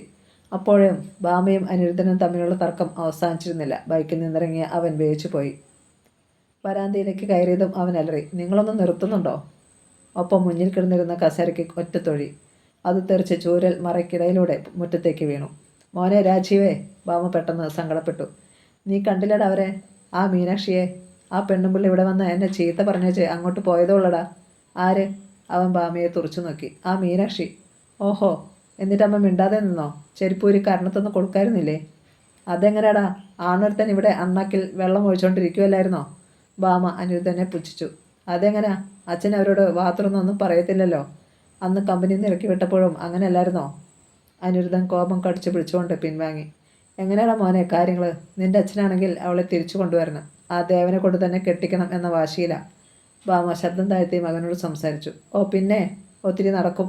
ദേവൻ എങ്ങോട്ട് തിരിഞ്ഞാലും അതറിയാൻ വേണ്ടതൊക്കെ ഏർപ്പാട് ചെയ്തിട്ടുണ്ടമ്മേ. അവൻ സെറ്റിയിലിരുന്നു. അരികിൽ തന്നെ ബാമയും. രാജീവ് വിശദീകരിച്ചു. ഗോകുലും ശർമിളയും തമ്മിൽ ഏതാണ്ട് തെറ്റിക്കഴിഞ്ഞു. ഇനി അവൻ മീരയുടെ ഒപ്പം തന്നെ കഴിയണം. അതോടെ ഗോകുലം തറവാടിൻ്റെ അടിത്തറ ഇളകി തുടങ്ങും. ബാമയുടെ മുഖം തെളിഞ്ഞു. എനിക്കത് കാണണം. ആ മീനാക്ഷി തെണ്ടി കുത്തുപാളയെടുക്കണം. പക്ഷേ നിന്റെ അച്ഛൻ സ്വത്തുക്കൾ മീരയുടെ പേരിൽ എഴുതി വെച്ചാലോ? രാജീവിൻ്റെ മുഖം മാറി. എങ്കിൽ തന്തയാണെന്നൊന്നും ഓർക്കത്തില്ല ഞാൻ. കുഴിച്ചു മൂടും. എടാ ഒന്ന് പതുക്കെ. ഭാമ പെട്ടെന്ന് മകൻ്റെ വായ്പുത്തി. നേരം സന്ധ്യയാകാറായി. ഒരു ടാക്സിക്കാറിലാണ് ഗോകുൽ ദേവൻ്റെ വീട്ടിലെത്തിയത്. പുറത്തെങ്ങും ആരെയും കണ്ടില്ല. ഗോകുൽ ചുറ്റുമൊന്ന് നോക്കി. ദേവൻ്റെ കൊച്ചു വീടിനു തെക്കുഭാഗത്തുള്ള തൊഴുത്തിൻ്റെ മുറ്റത്ത് വെളുത്ത ഒരു പശു നിൽക്കുന്നു. ആകെ കൂടി ഇവിടെയുള്ളത് ഒരു തുണ്ട് ഭൂമിയാണെന്ന് അവനറിയാം. വേറൊരു വരുമാനവും ഇല്ലാത്തതുകൊണ്ടാണ് അവൻ ആന്ധ്രയിലെ കമ്പനിയിൽ ജോലിക്ക് പോയത് തന്നെ. ദേവാ, അവൻ വിളിച്ചു. വാതിൽക്കൽ ഒരു സ്ത്രീ എത്തി നോക്കി. സാവിത്രി, ദേവൻ്റെ അമ്മ. അവരുടെ മുഖം മ്ലാനമാണെന്ന് അവൻ അറിഞ്ഞു. അല്പം മുഷിഞ്ഞ വസ്ത്രങ്ങളാണ്. എന്തൊക്കെയാ ഗോകുലിത്? ഇങ്ങനെയൊക്കെ പ്രശ്നങ്ങളാണെങ്കിൽ ദേവനങ്ങ് പിന്മാറിയില്ല എന്താ? ഇപ്പോഴാണെങ്കിൽ പോലീസുകാർ നിങ്ങളുടെ കല്യാണവും നടത്തി. പണത്തിനെ ഞങ്ങൾക്ക് കുറവുള്ളൂ. അന്തസ്സിൻ്റെ കാര്യത്തിൽ ഒട്ടും പിറകിലല്ല. ഒക്കെ കലങ്ങി തെളിയും സാവിത്രി അമ്മേ. സമാധാനമായിരിക്കേ. ആ, ദേവൻ എന്തിയേ? മുറിക്കുള്ളിലുണ്ട്. ഞാനൊന്ന് കാണട്ടെ. ഗോകുൽ മുറിയിലേക്ക് ചെല്ലുമ്പോൾ വസ്ത്രങ്ങളും മറ്റും പെട്ടിയിൽ അടുക്കി വയ്ക്കുകയാണ് ദേവൻ. അവനെ കണ്ടതും പുഞ്ചിരിച്ചുകൊണ്ട് തിരിഞ്ഞു. ഇതൊക്കെ മീരയ്ക്ക് വേണ്ടി വാങ്ങിയ വസ്ത്രങ്ങളാ. ഓഹോ, അപ്പോൾ നീ കുറേ കാശ് പൊടിച്ചല്ലോ. ഗോകുൽ തുണിക്കവറുകളിലേക്ക് ഒന്ന് നോക്കി. സാരികളുണ്ട്, ചുരിദാറുകളുണ്ട്. ഞാൻ വീട്ടുതരങ്ങളിൽ പെട്ടതുപോലെ ദേവ. ബൈക്കും ഫോണും അമ്മ തിരിച്ചു പിടിച്ചു. ലാൻഡ് ഫോണിൽ തൊടിയിക്കുന്നില്ല. അതുകൊണ്ടാണ് നേരിൽ പോകുന്നത്. ദേവൻ്റെ നെറ്റി ചുളിഞ്ഞു. കുഴപ്പമായല്ലോടാ? ഒന്നും സാരമില്ല. നാളത്തോടെ എല്ലാം നേരെയാകും. നിങ്ങൾ പോയി കഴിയുമ്പോൾ ശർമ്മിള പോലും പിന്നീട് അറിഞ്ഞാൽ മതി. അതുപോട്ടെ, എങ്ങനെ പരിപാടി അത് പറ. രാവിലെ ഞാൻ ഗോകുലത്തിലെത്തും. മീരയുമായി റെയിൽവേ സ്റ്റേഷനിലേക്ക്. ഓക്കെ? ഗോകുൽ തലയാട്ടി. കുറച്ചു കഴിഞ്ഞ് യാത്ര പറഞ്ഞിറങ്ങുമ്പോൾ സാവിത്രി ദേവനോട് ചോദിക്കുന്നത് അവൻ കേട്ടു. മറ്റൊരാൾ കല്യാണം കഴിച്ച പെണ്ണിനെ തന്നെ നിനക്കിനി വേണോ? അമ്മേ, നീ അലറണ്ട. ഉള്ള കാര്യം ഞാനങ്ങ് പറഞ്ഞതേ ഉള്ളൂ. എൻ്റെ മനസ്സ് ഇതൊന്നും സമ്മതിക്കുന്നില്ല. ഒരുത്തൻ കല്യാണം കഴിച്ച് ഒരു ദിവസം കൂടെ താമസിപ്പിക്കുക, എന്നിട്ട് മറ്റൊരാൾ കൊണ്ടുപോവുക. അമ്മേ, കഷ്ടമുണ്ട് കേട്ടോ. ബാക്കി കേൾക്കാൻ നിന്നില്ല ഗോകുൽ. രാത്രി 9 മണി കഴിഞ്ഞു. ഗോകുലും മീരയും ഒഴികെയുള്ളവർ TV കാണുകയാണ്. ഇരുവർക്കും വല്ലാത്ത വിശപ്പ് തോന്നി. ഉച്ചയ്ക്ക് ഒന്നും കഴിച്ചിട്ടില്ല. ഞാൻ അടുക്കളയിലൊന്ന് നോക്കിയിട്ട് വരാം മീരേ. ഗോകുൽ എഴുന്നേറ്റു. എനിക്ക് വിശപ്പില്ല ഗോകുൽ. അവൾ തടഞ്ഞു. അത് കൊള്ളാം. നാളെ യാത്ര ചെയ്യാനുള്ള ആള് പട്ടിണി കിടന്നാൽ ശരിയാകത്തില്ല. അവൻ ഹാളിലെത്തി. എല്ലാവരുമുണ്ട്. പക്ഷേ ആരും അവനെ ശ്രദ്ധിച്ചില്ല. ഏട്ടന്മാരുടെ മക്കൾ പോലും. ഒരു 100 വട്ടം കൊച്ചച്ച എന്ന് വിളിച്ച് അരികിൽ ഓടിയെത്തി ഇരുന്നവരാണ്. അവർക്കും ശക്തമായ വിലക്ക് വീണിരിക്കും. ഗോകുൽ അടുക്കളയിലേക്ക് പോയി. തീന്മേശയിൽ എച്ചിൽ പാത്രങ്ങൾ. എല്ലാവരും ഭക്ഷണം കഴിച്ചിരിക്കുന്നു. പാത്രങ്ങൾ എടുക്കണമെങ്കിൽ ഇനി രാവിലെ ജോലിക്കാരി എത്തണം. എല്ലാം വൃത്തിയാക്കിയിട്ട് അവർ പോകുകയും ചെയ്യും. അവൻ അടുക്കളയിലെത്തി. ഒന്നുമില്ല. മിച്ചം വന്നത് വേസ്റ്റ് ഡിഷിൽ തട്ടിയിരിക്കുന്നു. മനഃപൂർവ്വമാണിത്. ഫ്രിഡ്ജിൽ നിന്നൊരു കുപ്പി വെള്ളം എടുത്തുകൊണ്ട് അവൻ മടങ്ങി. ഒളി കണ്ണാലെ എല്ലാം കാണുകയായിരുന്ന മീനാക്ഷി അമ്മ ചിരിച്ചു. ഗോകുലും മീരയും ആ രാത്രി വെള്ളം കുടിച്ചുകൊണ്ട് വിശപ്പടക്കി. മീര കിടന്നോ? അതിരാവിലെ എഴുന്നേൽക്കാനുള്ളതല്ലേ? അവനൊരു ബെഡ്ഷീറ്റും തലയിണയും എടുത്ത് തറയിലിട്ട് അതിലിരുന്നു. ഗോകുൽ കട്ടിലിൽ കിടന്നോ? ഞാൻ തറയിൽ കിടക്കാം, മീര പറഞ്ഞു. അത് വേണ്ട, ഇന്നെൻ്റെ അതിഥിയാണ് മീര. അതുകൊണ്ട് കട്ടിലിൽ തന്നെ കിടന്നാൽ മതി. അവൻ സമ്മതിച്ചില്ല. മീര മുറിയിലെ ലൈറ്റ് അണച്ചു. നേരം പുലരാൻ കാത്തു കൊടുക്കുകയായിരുന്നു മീര. ഒരു കാറിൻ്റെ നീണ്ട ഹോൺ കേട്ടാണ് ഗോകുൽ ഉണർന്നത്. അവൻ മീരയെ വിളിച്ചുണർത്തി. എഴുന്നേൽക്കും മീരെ, ദേവൻ വന്നു. മീര ചാടി എഴുന്നേറ്റ് ബാത്റൂമിലേക്ക് പോയി. കുളിക്കാനൊന്നും നേരമില്ല. മുഖം കഴുകി തുറച്ചു. ചീപ്പെടുത്ത് മുടിയൊന്ന് ഒതുക്കി. അല്പം പൗഡർ ഇട്ടു. ഗോകുലും വേഷം മാറിയിരുന്നു. റെയിൽവേ സ്റ്റേഷൻ വരെ കൂടെ പോകണം. വാ പോകാം. അവൻ വാതിലിൻ്റെ കൊളുത്തെടുത്തു. പക്ഷേ അത് തുറക്കപ്പെട്ടില്ല. അവൻ ആഞ്ഞു വലിച്ചു നോക്കി. വാതിൽ പുറത്തുനിന്ന് പൂട്ടിയിരിക്കുകയാണെന്ന് മനസ്സിലായി. ഈശ്വരാ, ആരാ ഇത് പൂട്ടിയത്? വാതിൽ തുറക്ക്, അവൻ തട്ടിക്കൊണ്ട് വിളിച്ചു പറഞ്ഞു. അതിന് പ്രതികരണം ഉണ്ടായില്ല. റോഡിൽ കാറിൻ്റെ ഹോൺ നിർത്താതെ മുഴങ്ങുകയാണ്. ഗോകുലും മീരയും അന്താളിച്ച് പരസ്പരം നോക്കി. കാറിനുള്ളിലിരുന്ന് ദേവൻ അസ്വസ്ഥതയോടെ ഗോകുലത്തിൻ്റെ ഗേറ്റിലൂടെ അകത്തേക്ക് നോക്കി. പുറത്തെങ്ങും ആരെയും കാണുന്നില്ല. വാതിൽ അടഞ്ഞു കിടക്കുകയാണ്. ഒന്നുകൂടി ഹോൺ അടിക്കേ, അവൻ ഡ്രൈവറോട് പറഞ്ഞു. ഡ്രൈവർ ഹോൺ നീട്ടിയടിച്ചു. ഏറി വരുന്ന നെഞ്ചിരിപ്പോടെ ദേവൻ ഡോർ തുറന്ന് ഇറങ്ങാനാഞ്ഞു. പെട്ടെന്നാണ് പിന്നിലായി ഒരു ജീപ്പ് വന്ന് നിൽക്കുന്നത് അവൻ കണ്ടത്. രാജീവിൻ്റെ ആളുകളാണ് അതിനുള്ളതെന്ന് ഉറപ്പ്. ഇനി ഇവിടെ കത്താങ്ങുന്നത് ശരിയല്ല. കാർ പതുക്കെ വിട്ടോ, പിന്നോട്ട് തിരിഞ്ഞു നോക്കിക്കൊണ്ട് അവൻ പറഞ്ഞു. ഡ്രൈവർ അനുസരിച്ചു. കാർ നീങ്ങിയതിന് പിന്നാലെ ജീപ്പും നീങ്ങി. എന്താണ് മീര ഇറങ്ങി വരാത്തത്? ദേവന് ഉൾക്കണ്ടയറുകയായിരുന്നു. രാത്രിയിൽ ഗോകുലും അവളും ഒരേ മുറിയിലായിരുന്നിരിക്കണം. അമ്മ മുന്നറിയിപ്പ് തന്നിരുന്നത് പോലെ. ഒരു ദുർബല നിമിഷത്തിൽ അങ്ങനെ ചിന്തിച്ചപ്പോൾ തന്നെ തൻ്റെ ശരീരം ചുട്ടുപഴുക്കുന്നത് പോലെ തോന്നി ദേവന്. കണ്ണുകൾ അറിയാതെ നനയുന്നു. മനസ്സിൽ കനൽ വാരി വിതറിയതുപോലെ. മീരയുമായി ഒരു ജീവിതം, അത് ഒത്തിരി സ്വപ്നം കണ്ടിരുന്നവനാണ് താൻ. ആ തനിക്ക് അവൾ നഷ്ടപ്പെടുമോ? എന്നാൽ മീരയും ഗോകുലും അപ്പോഴും വാതിൽ തട്ടി വിളിക്കുകയായിരുന്നു. ഗോകുൽ. മീര ഒരു തേങ്ങലോടെ കിടക്കയിൽ പോയിരുന്നു. എനിക്ക് ദേവൻ്റെ കൂടെ പോകണം, അല്ലെങ്കിൽ ചത്തുകളയും ഞാൻ. മീരേ, ഞെട്ടലോടെ അവൻ അവൾക്ക് നേരെ തിരിഞ്ഞു. ആവശ്യമില്ലാത്തതൊന്നും ചിന്തിക്കണ്ട. ഈ വാതിലൊന്ന് തുറന്നു കിട്ടിയാൽ മീരയെ ഞാൻ ദേവൻ്റെ അടുത്ത് എത്തിച്ചിരിക്കും. പോരെ? സന്ദേഹത്തോടെ അവൾ തലകുലുക്കി. പുറത്ത് ഒരു ബൈക്ക് വന്നു നിൽക്കുന്നതും അല്പം കഴിഞ്ഞ് കോളിംഗ് ബെൽ മുഴങ്ങുന്നതും ഇരുവരും കേട്ടു. രാധികയാണ് ചെന്ന് വാതിൽ തുറന്നത്. നേരത്തെ ചിരിയോടെ പുറത്ത് പ്രസാദ്. അവനെ കണ്ടതും രാധികയുടെ മുഖത്തൊരു കുസൃതിയും നാണവും വന്നു പൊതിഞ്ഞു. ഈ വീട്ടിലുള്ളവരാരും എഴുന്നേറ്റിട്ടില്ലേ എന്ന് ഞാൻ സംശയിച്ചു. അവൻ അവളുടെ കണ്ണുകളിലേക്ക് സൂക്ഷിച്ചു നോക്കി. തൻ്റെ ഉള്ളിൻ്റെ ഉള്ളിൽ വരെ ആ നോട്ടം കുളിർ വെളിച്ചം പോലെ കടന്നു ചെല്ലുന്നത് അവൾ അറിഞ്ഞു. ആരാ രാധിക അത്? അകത്തുനിന്ന് മീനാക്ഷി അമ്മയുടെ ചോദ്യം. പ്രസാദ പറഞ്ഞിട്ട് വേഗത്തിൽ അവൾ മാറിക്കളഞ്ഞു. പ്രസാദ് സിറ്റിംഗ് റൂമിലേക്ക് ചെന്നു. മീനാക്ഷി അമ്മ കണ്ണട തുറച്ച് മുഖത്ത് വെച്ചുകൊണ്ട് മുറിയിൽ നിന്നിറങ്ങി വന്നു. അവൾ ധരിച്ചിരിക്കുന്ന സെറ്റ് സാരി ശ്രദ്ധിച്ചുകൊണ്ട് അവൻ തിരക്കി. ആൻറ്റി എന്നാൽ രാവിലെ അമ്പലത്തിലേക്ക് പോകാനാണെന്ന് തോന്നുന്നല്ലോ. അതെ. ആ നീ ഇരിക്കേ. അവർ സെറ്റിലേക്ക് വിരൽ ചൂണ്ടി. അവനിരുന്നു. എതിരെ അവരും. ഇവിടുത്തെ വിശേഷങ്ങളൊക്കെ നീ അറിഞ്ഞല്ലോ അല്ലേ? എൻ്റെ മോൻ ചുളുവിലൊരു കല്യാണം കഴിച്ചു. അറിഞ്ഞു. പ്രസാദ് തല കുനിച്ചു. അവരെന്തിയേ? മുറിയിലുണ്ട്. ഞാൻ പുറത്തുനിന്ന് ലോക്ക് ചെയ്തിരിക്കുക. അതെന്തിനാ ആൻറ്റി? പ്രസാദ് അമ്പരന്നു. ഞാൻ വിചാരിക്കുമ്പോൾ അവൻ പുറത്തു വന്നാൽ മതി. അല്ലെങ്കിൽ ഒറ്റ ദിവസം കൊണ്ട് ഈ വിവാഹബന്ധം അവസാനിച്ചു പോയാലോ? ഗൂഢമായൊരു ചിരി മീനാക്ഷിയമ്മയുടെ മുഖത്ത് പരന്നു. എനിക്കൊന്നും പിടികിട്ടുന്നില്ല.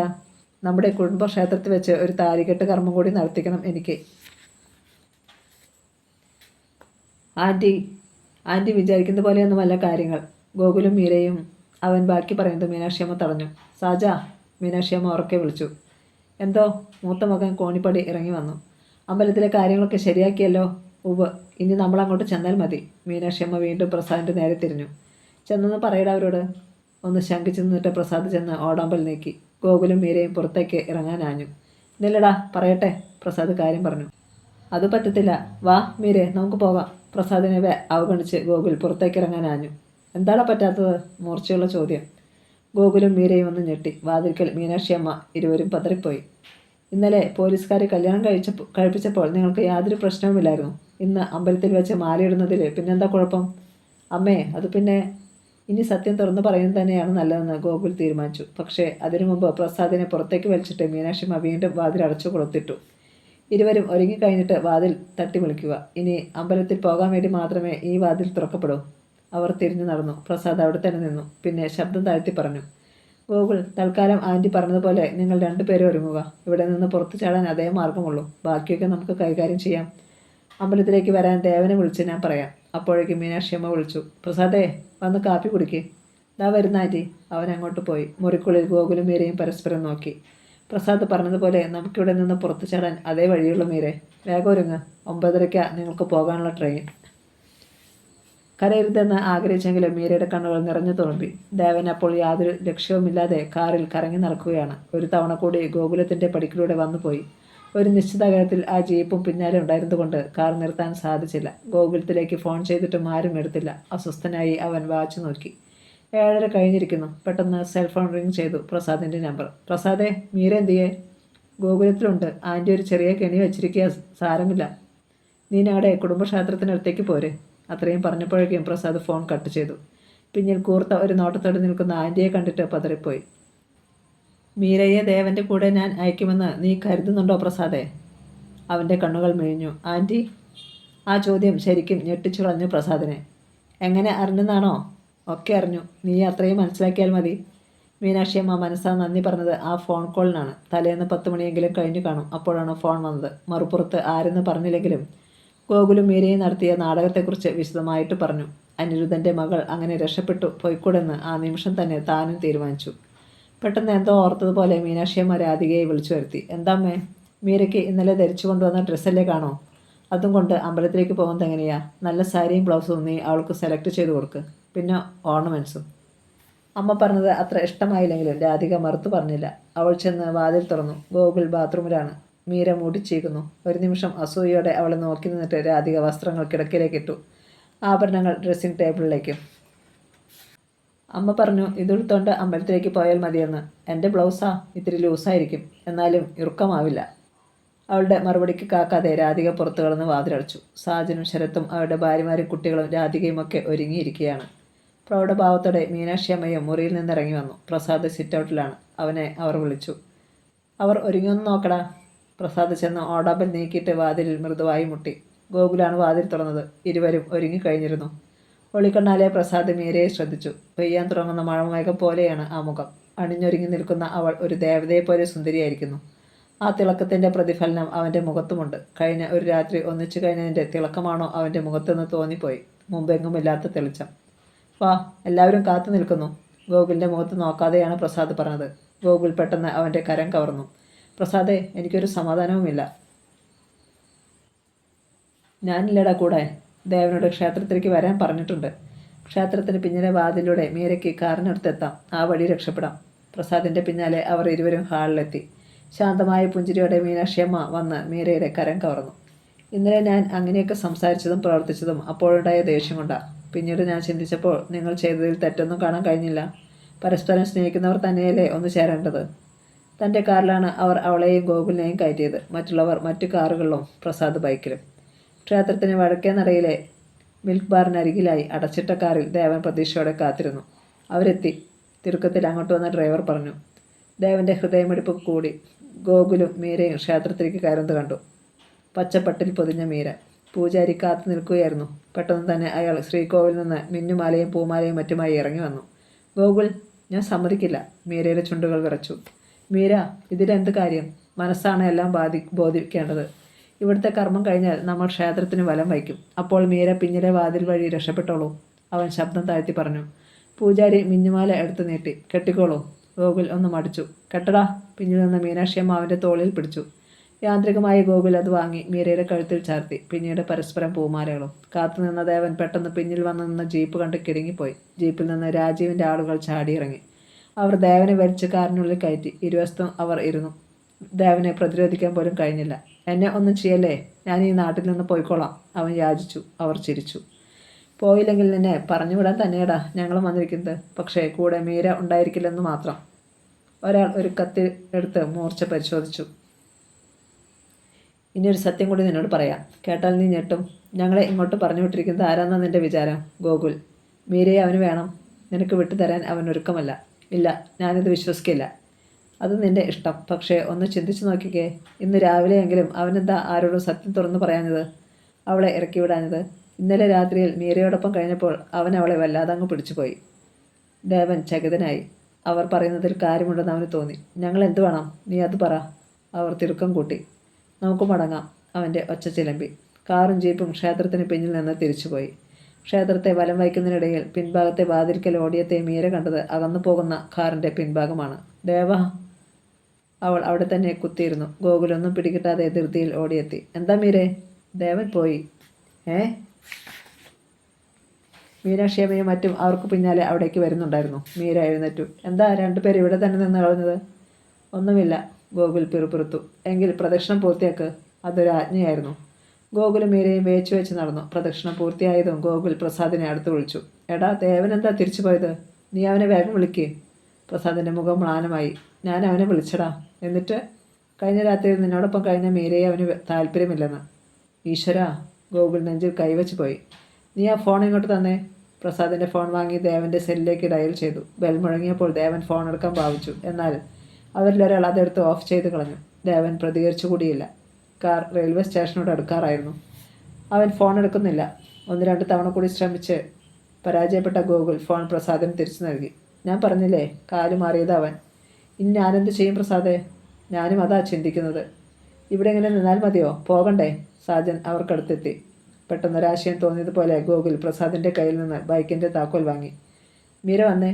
അവളുടെ കൈ പിടിച്ചുകൊണ്ട് അവൻ ബൈക്കിന് നേരെ ഓടി. പിന്നിൽ നിന്ന് മീനാക്ഷിയമ്മയും മറ്റും എന്തോ വിളിച്ചു പറയുന്നുണ്ടായിരുന്നു. അവൻ ബൈക്ക് സ്റ്റാർട്ട് ചെയ്തു. കയറിക്കോ മീരെ.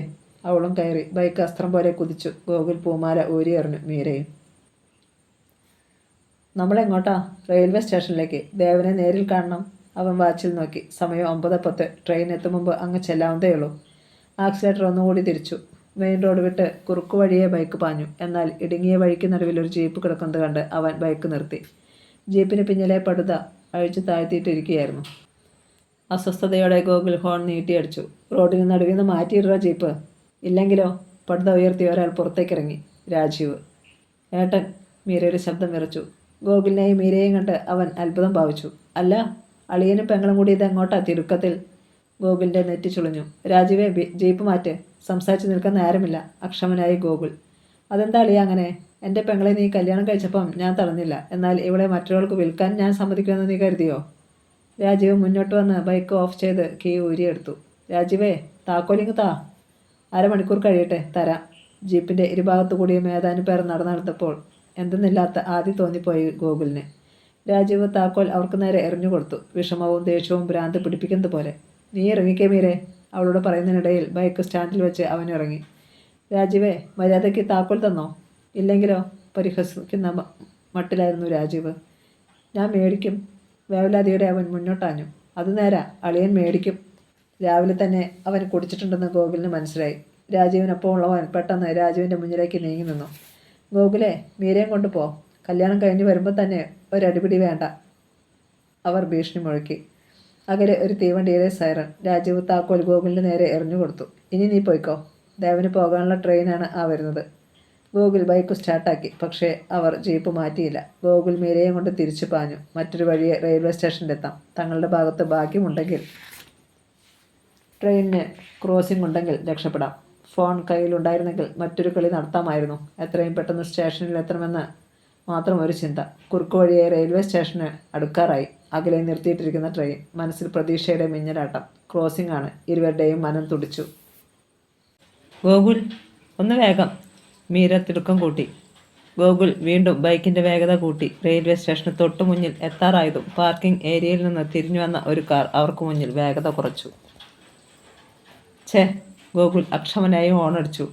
കാറിൻ്റെ ഡ്രൈവർ തിരിഞ്ഞൊന്ന് നോക്കിയിട്ട് ഉടനെ മാറ്റാമെന്ന് ആംഗ്യം കാണിച്ചു. പുറത്തു നിന്നിരുന്നവർ കയറി ഉടനെ കാർ നീങ്ങി. ഗോകുൽ ബൈക്ക് ഒരു ഭാഗത്ത് ഒതുക്കി വെച്ചു. മീരെ, ഇറങ്ങിക്കോ. ഇരുവരും വേഗം ഇറങ്ങി. അപ്പോഴേക്കും അടുത്ത പ്ലാറ്റ്ഫോമിലേക്ക് മറ്റൊരു ട്രെയിൻ വന്നു നിന്നു. മീരെ, വേഗം. അവൻ ആളുകൾക്കിടയിലൂടെ റെയിൽവേ സ്റ്റേഷനിലേക്ക് ഓടിക്കയറി. പിന്നാലെ എത്തുവാൻ മീരെ കുറെ പാടുപെട്ടു. എന്നാൽ പ്ലാറ്റ്ഫോമിലേക്ക് പോകുന്ന ഭാഗത്തെത്തിയപ്പോഴേക്കും പുറത്തേക്കുള്ള യാത്രക്കാരുടെ തിരക്കേറി. അവർക്കിടയിലൂടെ മുന്നോട്ട് പോകുവാൻ ഗോകുൽ പാടുപെട്ടു. ഇടയ്ക്ക് അവൻ തിരിഞ്ഞു നോക്കി. പിന്നാലെ മീര വരുന്നുണ്ട്. പക്ഷേ കുത്തൊഴുക്കിൽ മുകളിലേക്ക് നീന്തി കയറാൻ ശ്രമിക്കുന്ന പോലെ പ്രയാസപ്പെടുകയാണ് അവൾ. ദേവനെ കണ്ടുകിട്ടിയാൽ മതി. ഈ ട്രെയിനിൽ അവനെ പോയില്ലെങ്കിലും വേണ്ടില്ല, പിടിച്ചിറക്കുക തന്നെ. ഗോകുൽ രണ്ടാം പ്ലാറ്റ്ഫോമിലേക്കുള്ള ഫ്ലൈ ഓവറിൻ്റെ പടിക്കെട്ടുകൾ ഓടിക്കയറി. അപ്പുറത്ത് ചെന്ന് താഴേക്കിറങ്ങി. എന്നാൽ ട്രെയിൻ നീങ്ങി തുടങ്ങിയിരുന്നു. ദേവൻ, ഉച്ചത്തിൽ വിളിച്ചുകൊണ്ട് ഗോകുൽ കടന്നു പോകുന്ന കമ്പാർട്ട്മെൻറ്റുകളിലേക്ക് വേവലാതിയോടെ നോക്കി നിന്നു. അവസാന ബോഗിയും കടന്നുപോയി. തലയ്ക്കാരോ തല്ലിയതുപോലെ പരിസരബോധം നഷ്ടപ്പെട്ട് അവൻ തളർന്നു നിന്നു. പിന്നിൽ ഒരു തേങ്ങൽ. ഗോകുൽ മെല്ലെ തിരിഞ്ഞു നോക്കി. വിങ്ങിക്കരയുന്ന മീര. മീര, പ്ലീസ്, ആളുകൾ ശ്രദ്ധിക്കുന്നുണ്ട്, കരയരുത്. അവൻ പതുക്കെ പറഞ്ഞുകൊണ്ട് അവളുടെ തോളിൽ തട്ടി. ഗോകുൽ, ദേവൻ എന്നെ ഉപേക്ഷിച്ചിട്ട്. Please cool down Meera. എന്താ അത്? അവൻ നമ്മെ വിളിക്കാതിരിക്കില്ല. എനിക്ക് മരിച്ചാൽ മതി, അല്ലാതെ എന്ത് ചെയ്യുന്നേ? അവൾ പുറംകൈ കൊണ്ട് കണ്ണീരൊപ്പി. ഛേ, ഇങ്ങനെ വറീഡാകാതെ മീരെ. നീ മരിച്ചാൽ പ്രശ്നങ്ങൾ തീരുമോ? നീ വാ മീരെ. ഇരുവരും പുറത്ത് ബൈക്കിനടുത്തെത്തി. മീരയെ എന്ത് ചെയ്യണം? അതിനൊരു ഉത്തരം കണ്ടെത്താനായില്ല ഗോകുലിന്. ഇന്ന് രാവിലത്തോടെ പ്രശ്നങ്ങളെല്ലാം അവസാനിച്ചെന്ന് കരുതിയിരുന്നതാണ്. ശർമിളയെ കാര്യങ്ങൾ പറഞ്ഞ് മനസ്സിലാക്കി പിണക്കം മാറ്റാമെന്ന് വിചാരിച്ചിരുന്നതാണ്. ഒന്നും നടന്നില്ല. ഏതായാലും മീരയെ ഇനി തനിക്ക് ഗോകുലത്തിലേക്ക് കൊണ്ടുപോകാനാവില്ല. ഇവിടെ വിട്ടിട്ട് പോയാൽ ഇവൾ എന്തെങ്കിലും അവിവേകം കാണിച്ചാൽ അതിനും ഉത്തരം പറയേണ്ടി വരും. ഏത് നിമിഷവും തളർന്ന് താഴെ വീഴുമെന്ന അവസ്ഥയിലായിരുന്നു മീര. അവൾ ബൈക്കിൻ്റെ സീറ്റിൽ ചാരി നിന്നു. മീരയെ അവളുടെ വീട്ടിൽ കൊണ്ടുചെന്ന് വിട്ടാലോ? ഗോകുൽ അങ്ങനെയും ചിന്തിച്ചു നോക്കി. പക്ഷേ രാജീവ്, അവൻ സമ്മതിക്കില്ല. റെയിൽവേ സ്റ്റേഷൻ്റെ ഗേറ്റ് കടന്ന് തങ്ങളുടെ കാർ വരുന്നത് പെട്ടെന്ന് ഗോകുൽ കണ്ടു. ബൊലേറോ അവർക്കരികിൽ വന്നു നിന്നു. പിൻസീറ്റിൽ നിന്ന് മീനാക്ഷിയമ്മ ഇറങ്ങി. നിങ്ങളിത് എന്ത് പണിയാ പിള്ളേരെ ഈ കാണിച്ചത്? ആരെയെങ്കിലും യാത്ര അയക്കാനുണ്ടെങ്കിൽ ഒന്ന് പറഞ്ഞിട്ട് പോന്നുകൂടായിരുന്നോ? ഒന്നും അറിയാത്ത ഭാവത്തിലാണ് അവർ സംസാരിച്ചത്. എന്നിട്ട് ഗോകുലിൻ്റെയും മീരയുടെയും മുഖത്തേക്ക് ഒന്ന് പാളി നോക്കുകയും ചെയ്തു. രക്തമയം നഷ്ടപ്പെട്ട് പരസ്പരം നോക്കി ഇരുവരും. അപ്പോഴേക്ക് മുൻ സീറ്റിൽ നിന്ന് പ്രസാദ് ഇറങ്ങി വന്നു. ദേവനെ കണ്ടില്ലേ എന്ന് കണ്ണുകൾ കൊണ്ട് അവൻ ഗോകുലിനോട് തിരക്കി. അതേ ഭാഷയിൽ ഗോകുൽ മറുപടിയും നൽകി. ഇനി സമയം കളയണ്ട, വീട്ടിൽ മറ്റുള്ളവർ കാത്തിരിക്കുകയാണ്. വന്ന് കാറ് കയറ്. മീനാക്ഷിയമ്മ കാറിൻ്റെ ഡോർ തുറന്ന് പിടിച്ചു. ഗോകുലും മീരയും പരിങ്ങി. കയറടാ. പതിഞ്ഞ ശബ്ദത്തിലാണ് മീനാക്ഷിയമ്മ പറഞ്ഞതെങ്കിലും അതൊരു ആജ്ഞയായിരുന്നു. യാന്ത്രികമായി ബൈക്കിൻ്റെ കീ പ്രസാദിനെ ഏൽപ്പിച്ചിട്ട് ഗോകുൽ കാറിൽ കടന്നിരുന്നു. പിന്നാലെ മീരയും. മീനാക്ഷിയമ്മ മുൻ സീറ്റിൽ കയറിയിരുന്നു. ദാസപ്പ, വിളിക്കാട്ടയുടനെ അയാൾ കാർ മുന്നോട്ടെടുത്തു. ഗോകുലത്തിൻ്റെ മുന്നിൽ തന്നെ കാത്തു നിൽക്കുകയായിരുന്നു സാജനും ശരത്തും രേഷ്മയും രാധികയുമൊക്കെ. കാർ ഗേറ്റ് കടന്ന് വരുന്നത് കണ്ടപ്പോൾ തന്നെ രാധിക അകത്തേക്ക് പോയി ആരതിയുമായി മടങ്ങിയെത്തി. അത് മീനാക്ഷിയമ്മയെ ഏൽപ്പിച്ചു. ഇന്നലെ അകത്തേക്ക് കയറിയതാണെങ്കിലും ഈ ചടങ്ങ് തെറ്റിക്കേണ്ട മീരമോളെ, വലതു കാൽ വെച്ച് തന്നെ കയറിക്കോളൂ. വളരെ സ്നേഹം ഭാവിച്ചാണ് മീനാക്ഷിയമ്മ പറഞ്ഞത്. അമ്മയുടെ ഉള്ളിലിരിപ്പ് എന്താണെന്ന് എത്ര ചിന്തിച്ചിട്ടും ഗോകുലിന് പിടികിട്ടിയില്ല. മീര അവനെയൊന്ന് നോക്കിയിട്ട് വലത് കാൽ വെച്ച് അകത്തേക്ക് കയറി. സാജൻ്റെ മകൾ ഉത്രയും ശരത്തിൻ്റെ മകൾ മേഘയും രേഷ്മയുടെ മകൾ സബിതയും അവളുടെ കരം കവർന്നു. ആൺകുട്ടികൾ അല്പം അകന്നു നിന്നതേയുള്ളൂ. കുട്ടികൾ അവളെ അകത്തേക്ക് എവിടെയോ കൂട്ടിക്കൊണ്ടുപോയി. അപരിചിതമായ ഒരു സ്ഥലത്ത് അകപ്പെട്ടതുപോലെയായി ഗോകുൽ. മണവാളൻ എന്താ ഇങ്ങനെ പന്തം കണ്ട പെരിച്ചാഴി മാതിരി? രാധിക പുച്ഛിച്ചു. ഗോകുൽ ചേച്ചിയെ രൂക്ഷമായി ഒന്ന് നോക്കി. കുനിഞ്ഞ ശിരസോടെ ഹാളിലേക്ക് ചെല്ലുമ്പോൾ തുടരെ ബെല്ലടിക്കുന്നു. ഫോണിൽ സംസാരിക്കുകയായിരുന്നു മീനാക്ഷിയമ്മ. സ്റ്റെയർകേസിന് താഴെ തടിയിൽ തീർത്ത വലിയ ഭിത്തിയലമാരയിൽ ചാരി നിന്ന് അത് ശ്രദ്ധിച്ചു ഗോകുൽ. അതൊന്നും എനിക്കറിയില്ല, അവൻ്റെ കയ്യിൽ കൊടുക്കാം. അങ്ങനെ പറഞ്ഞിട്ട് അവർ തിരിഞ്ഞ് ഗോകുലിനെ നോക്കി. ഇന്നടാ നിനക്ക ഫോൺ. അവൻ ഓടിച്ചെന്ന് റിസീവർ വാങ്ങി. ഹലോ, ഞാനാ ഭാസ്കരൻ. ഭാസ്കർ മാമ, ഞാൻ വേണ്ട, നിന്റെ കുമ്പസാരം കേൾക്കാനല്ല ഞാൻ വിളിച്ചത്. ഇന്ന് നിന്റെ വിവാഹം വളരെ ആർഭാടമായി നടന്നെന്നും അതിനു മുമ്പേ നിന്റെ ആദ്യരാത്രി കഴിഞ്ഞെന്നും ഞാൻ അറിഞ്ഞു. ഇനി എന്തിനാടാ നിന്റെ വിരലിൽ എൻ്റെ മകൾ ശർമിളയിട്ട മോതിരം? അമ്മാവ, ഞാനൊന്ന് പറയട്ടെ? വേണ്ട, നിന്റെ കാര്യമൊന്നും എനിക്ക് കേൾക്കണ്ട. എൻ്റെ മകൾ നിനക്കിട്ട മോതിരം എനിക്ക് ഇന്ന് തിരിച്ചു കിട്ടണം, മനസ്സിലായോടാ? ഗൂഗിൾ മറുപടി പറയും മുമ്പ് തന്നെ മറുതലയ്ക്ക് ഫോൺ വെച്ച് കഴിഞ്ഞിരുന്നു. റിസീവറും കയ്യിൽ പിടിച്ചുകൊണ്ട് ഗാഗുൽ അല്പനേരം അങ്ങനെ തന്നെ നിന്നു. ഭാസ്കരൻ എന്താണ് പറഞ്ഞത്? ഒന്നും അറിയാത്തതുപോലെ മീനാക്ഷിയമ്മ ചോദിച്ചപ്പോൾ മിണ്ടാതെ നിന്നു ഗോകുൽ. ശരീരത്തിന് മാത്രമല്ല മനസ്സിനും ക്ഷീണമുണ്ടെന്ന് തിരിച്ചറിഞ്ഞു. തളർച്ചയോടെ അവൻ സെറ്റിയിൽ ചെന്നിരുന്നു. സൈഡ് ടേബിളിലെ ഫ്ലവർ വേസിലെ മഞ്ഞ പൂവിലോ ഒന്നെടുത്ത് ഇതളുകൾ അടർത്തിക്കൊണ്ടിരുന്നു. ഇന്നാടാ.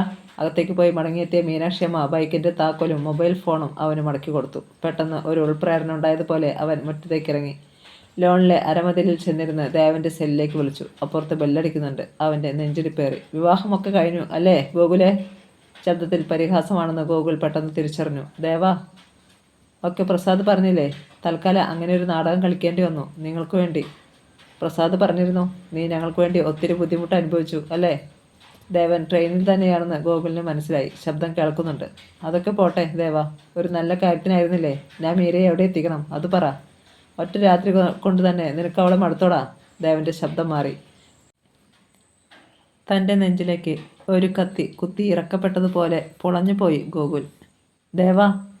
അതെടാ, ദേവൻ തന്നെ. നിന്റെ അഭിനയം നന്നായിരിക്കുന്നു. മീരയ്ക്ക് ഒരുപക്ഷെ ആദ്യം നിന്റെ ചതിക്കുഴിയെക്കുറിച്ച് ഒന്നും അറിയില്ലായിരുന്നിരിക്കാം. എന്നാലും കൂടെ നിന്നിട്ട് നീ തന്നെ എൻ്റെ പെണ്ണിനെ. ഗോകുൽ അസ്വസ്ഥതയോടെ തലമുടിയിൽ പിടിച്ചു വലിച്ചു. ദേവാ, നീ തെറ്റിദ്ധരിച്ചിരിക്കുകയാണ്.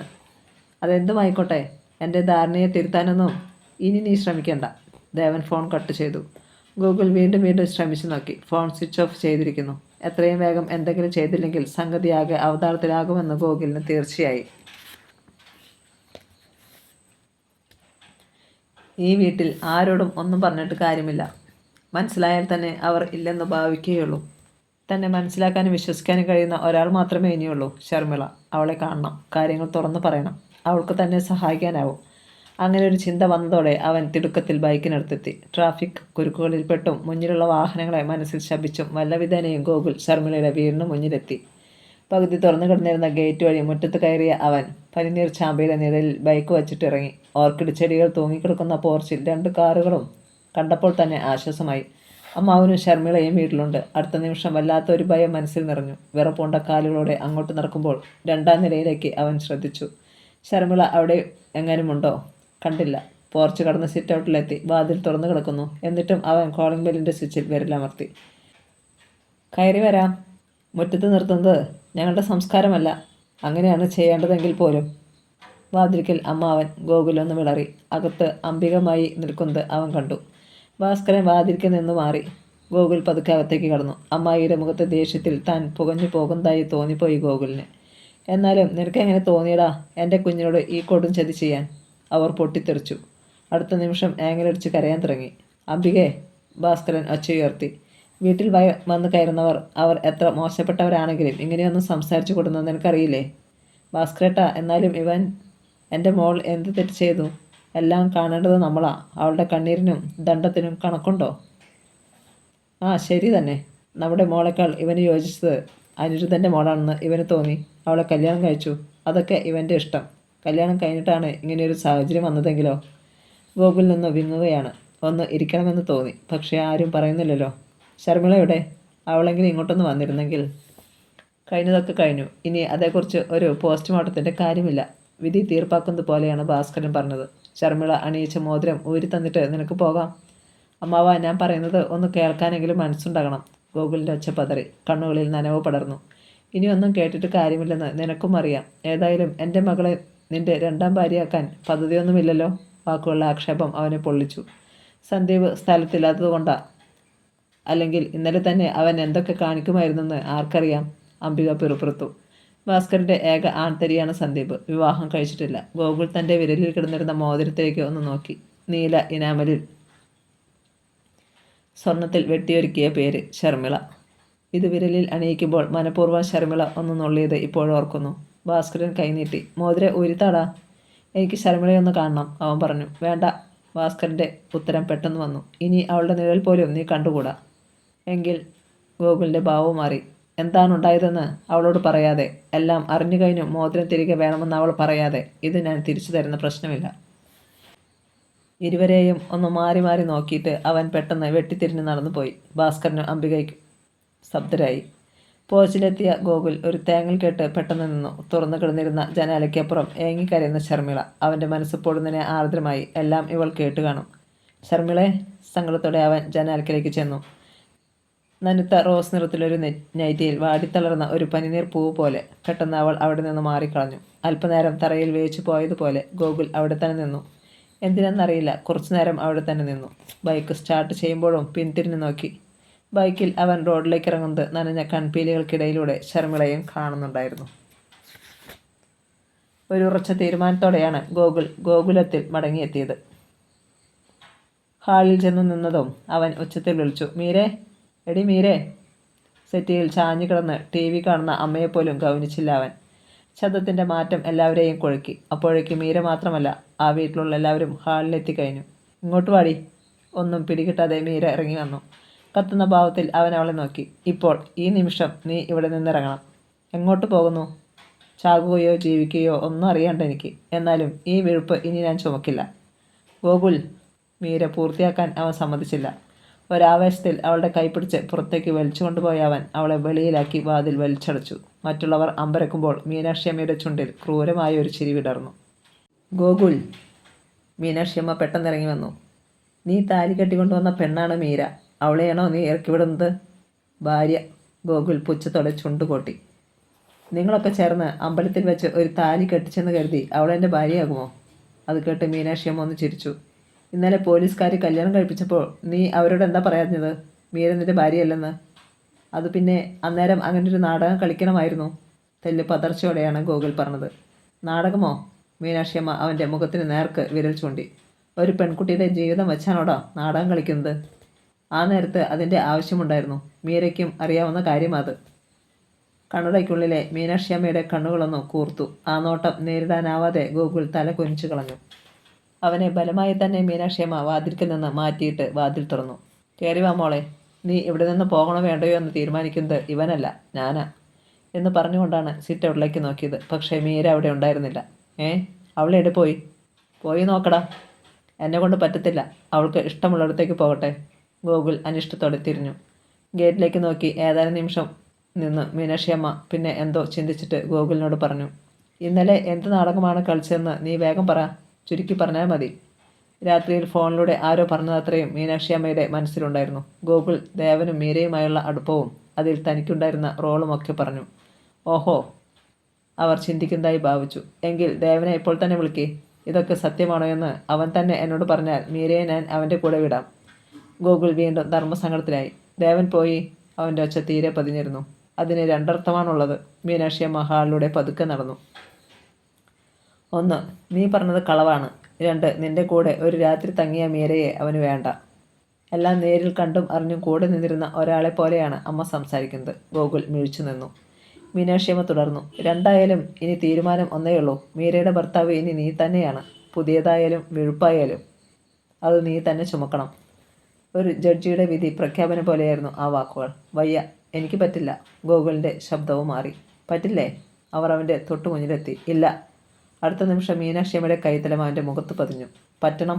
മീര ഇവിടെ തന്നെ കഴിയണം, നിന്റെ ഭാര്യയായിട്ട്. അല്ലാതെ ഈ ജന്മത്തിൽ നിനക്കൊരു ഭാര്യയില്ല. കവിൾ തടവിക്കൊണ്ട് തരിച്ചു നിൽക്കുകയാണ് ഗോകുൽ. എല്ലാം ശ്രദ്ധിച്ച് പല ഭാഗങ്ങളിലായി നോക്കി നിന്നിരുന്നവരൊക്കെ സൂത്രത്തിൽ ഉൾവലിഞ്ഞു. മീനാക്ഷിയമ്മ പുറത്തേക്ക് പോകുന്നതും ദാസപ്പ എന്ന് ഉച്ചത്തിൽ വിളിക്കുന്നതും മാത്രം അവൻ കേട്ടു. കഥ തുടരും.